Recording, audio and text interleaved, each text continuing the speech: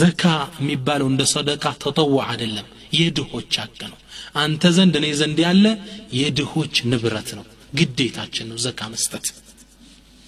ዘካ በሁሉም የንብረት አይነት ላይ ይወጅብናል በስርዓት እንከታተለው ነገር ግን አላመን ተጂቡ ዘካ ግን የሚያወጡ እነማን ናቸው በእነማን ላይ ነው ዘካ ግዴታ على كل حر مسلم يملك النصاب ዘካ ግዴታ የሚሆነው በእያንዳንዱ ሙስሊም ከባርነት ነፃ በወጣ ሙስሊም ግን ሌላው መስፈርት ደግሞ ምንድነው ሙስሊም ሆኖ ብቻ አይደለም ኒሳብ የሚባል የኢኮኖሚ ደረጃ አለ የዘካ ሰው ለመባል ኒሳብ የሚባል እርከን አለ የዘካ ሰው ይባል ዘንድ ያ ሰው ከዛ የደረሰ እንደሆነ ነው ኒሳብ እንግዲህ ለያንዳንዱ ሰደቃ ለሚሰጣቸው ንብረቶች ለአትክልቱም ለማሩም ለከብቶችም የተለያየ ኒሳቦች አሉ ደረጃ አለ ኢኮኖሚ መጠን ዛሬ ግን የምናስተውረው ለወረቀት ብሮችና ለወርቅ ነው ለሁለት ይሆናል ምነው አብዛኞቻችን የምንገለገላቸው እነዚህ ስለሆኑ ማለት ነው የወረቀት ብር ኒሳቡ የሚመዘነው በወርቅ ነው አንድ ሰው በእጁ ላይ ያለው ሸቀጥም ይሁን ብሩ 85 ግራም ወርቅ ሊያስገዛው የሚችል ከሆነ ይህ ሰው የዘካ ሰው ይባላል ተግባባን 85 ግራም ሲባዛ በዘመኑ የወርቅ ለ1 ግራም ዋጋ ሲባዛ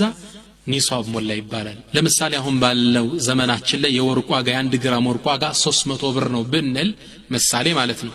300 ብር ሲባዛ በ85 ግራም ወርቅ ስንት ይመጣል በ85 እናባዛው የ1 ግራም 300 ብር ነው ብለናል ስንት ይመጣል ወደ 26 ሺህ አካባቢ በኢኮኖሚ ደረጃ የቃው ንብረት ሚሆን በኪሱም ያለው ብር ይሆን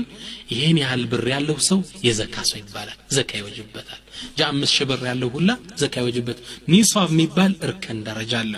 ኢንሻአላህ ዘካ የሚመለከታቸው ንብረቶች እነማን ናቸው ወርቅ ብር አዝርዕት ፍራፍሬዎች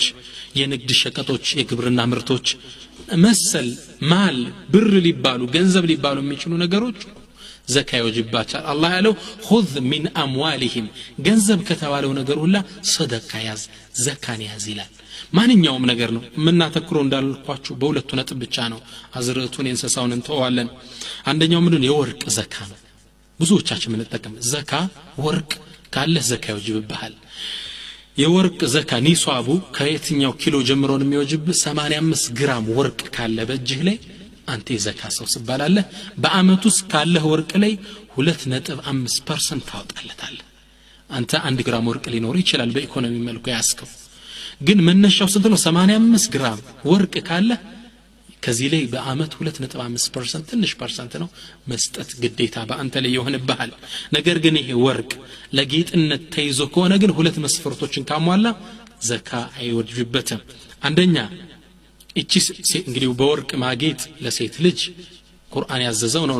ለወንድ ልጅ حرام ነው አንዲት ሴት ልጅ ለጌጥነት ወርቅ ያዘች እጇ ላይ የሆነ 50 ግራም ዚኛው 50 ግራም ጆሮዋ ላይ 10 ግራም እንዲያደርጋ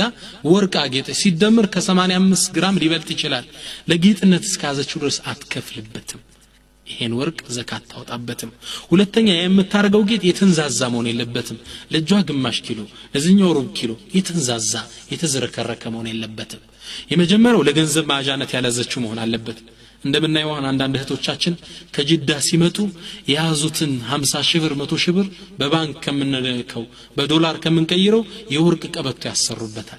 ያሰሩበትና ይዘውት ይገባሉ አገራቸው ይሄ ለጌጥ አይደለም ለብር ማጃ ነው ይሄን ቤቷ ካስቀመጠችው በአመት 2.5% ማውጣት ከዛ ወርቅ ላይ ግዴታ ይሆንባታል ለጌጥነት ይዛው ግን በጣም ያልተንዛዛ